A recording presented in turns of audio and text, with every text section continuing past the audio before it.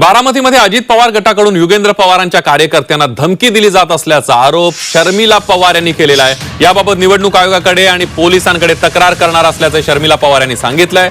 घड्याळाची चिन्ह असलेल्या स्लिप मतदारांना वाटल्या जात असल्याचा आरोपही शर्मिला पवार यांनी केलाय।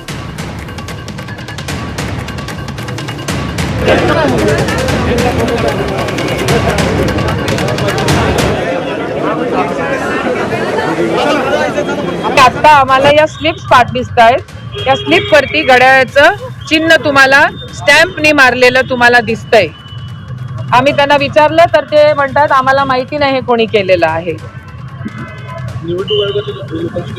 हो, आम्ही आता ह्याची लेखी तक्रार देणार आहोत। एक तर पहिली दमदाटीची की तुम्ही आमच्या मोहसिनला दम दिलेला आहे की मी तुला बाहेर येऊन खलास करीन माझ्या भावाबद्दल जर काही तू चुकीचं सांगितलंस तर। पण मी त्याच्या भावाला स्वतः उभं राहून तिथं मी बघितलं, तो वेगळ्या पद्धतीने वागत होता, माझ्या समोर वागत होता। वरती कॅमेरा देखील आहे, त्याच्यात देखील सीसीटीव्ही फुटेज मध्ये तुम्हाला ते धमकी दिलेल्याचं मिळू शकतं।